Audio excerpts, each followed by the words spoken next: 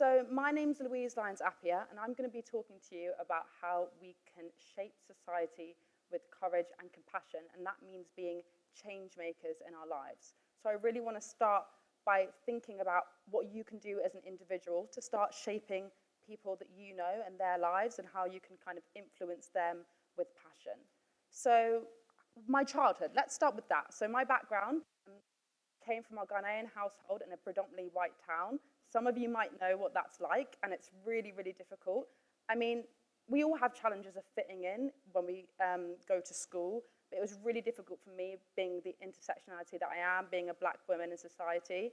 I was often called the forgotten child by my auntie, not just because of that specifically, but also because I grew up in a household with three brothers, and it was really, really hard to kind of fit myself into this community. I was a really outspoken child, but I was also quite shy at the same time. I wasn't confident in the things that I was saying, but I had so much to say. And I was also confronted with a lot of racism. I actually had a really traumatic experience that I've only really come to terms with now, in terms of a bullying situation in which made me think, like, what can I do? I felt really small, I felt really scared, and I felt really isolated from the people around me, and I didn't really feel like I had allies that could help me. Again, with my background, going in my household, there was a lot of like, Louise, you're a girl, this means that you do the cooking and cleaning, even though your brothers are 10 years older than you, and they should be looking after you. Again, so from a really young age, I thought, I'm a woman, these are the things that I have to do. And I didn't really have that kind of purpose and that drive. And that led to a lot of anxiety, a lot of confusion, again, a lot of panic attacks. And I didn't really know what that meant. All I knew was that I was really scared, and I didn't know what to do. And I wasn't really sure where I was going with my life. Again, I was still like having my friends, having my family, but I wasn't really sure exactly where I was going. But I was able to overcome that. When I went to university was the first time I was, able to kind of realize who I was, learn my own values, and think, okay, I want to be a different Louise. I don't want to be that Louise who feels like she has to fit into a certain box in society. And I was able to overcome those challenges that I'm really proud of.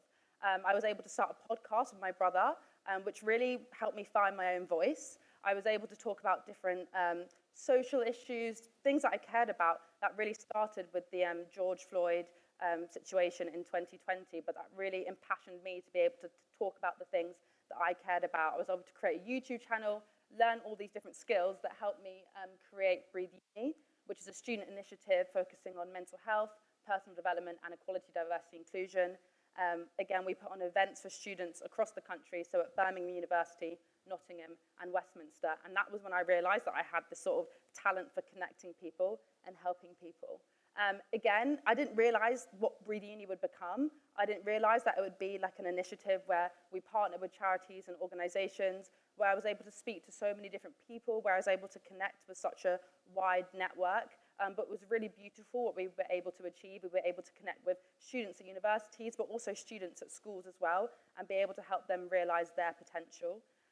The power of networking. Like I said, I was able to connect with so many different charities, and the fact that I'm here now, able to connect with all of you women, I have mentors who are able to point me in the right direction of the people that they knew that I needed to speak to, and two of them are amazing women as well who have gone through a long journey themselves. I made the transition. I realized at uni that was a passion project. I thought, okay, I need to make money. How do I make money from this? So I realized, you can have a career speaking, you can have a career doing workshops, you can have a career in so many different spaces that I just thought, was something that you volunteered to do. So I was able to kind of set up my consultancy, again, connect with so many different organizations. That's me at HSBC.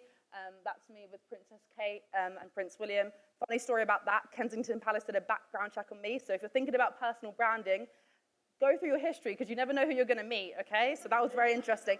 But now that I've done that, that means that I'm safe, okay? There's nothing hidden there. In terms of speaking, again, I've been able to create a speaking career, and I just want you to think about how you can use your voice to empower people. That doesn't mean that you have to get up on a stage, but that just means that you have something to say. Who do you need to say it to? Who do you need to find? Who do you need to get in a room to be able to share your passions with people? Workshop facilitation, again, I had to run here today. I was at a workshop, coincidentally, doing gender-based violence with some students from 11 to 16, which was really powerful and amazing. But again, I love workshops because it means I get that like really intimate connection with the group I'm doing it with, which is very different to kind of talking to you all today as well. So that variety is amazing. I just want you to think about, again, what you're passionate about. Are you passionate about volunteering? Are you passionate about campaigning? Are you passionate about, again, those intimate connections where you can mentor someone or you can be a mentee to someone and create that connection there? There's really different ways of putting your voice out there. Again, if you're technically gifted, you can use that digital mind to kind of, get a wide range of people. When I'm thinking about values, that's something that's so important to me. Like knowing what your 3 main core values are is going to help you so much when it comes to kind of connecting with people and being that change maker in your life. When you think about, for me, it's integrity. It's about being honest, and it's about being compassionate to people. Not only do we need to think about our values, but we also need to think about our skills. Like, what are we actually good at? Again, I didn't realize when I was growing up what I was good at. I was just kind of like, I'll find out at some point. I'm great at speaking to people, so I made a career out of it. You need to find what you're skilled at, and it doesn't have to be in your job. It can be, again, something that you're passionate about, that you're good at, that you can help other people with volunteering-wise. We also need to think about our community. Like, who do we know? Who can we help? Is it our family? Is it someone in our church? Is it someone in our school, in our hospitals? We have these communities, and sometimes we get really isolated due to social media, but you need to think about the people that you can actually connect with. And just finally, be the change that you want to see.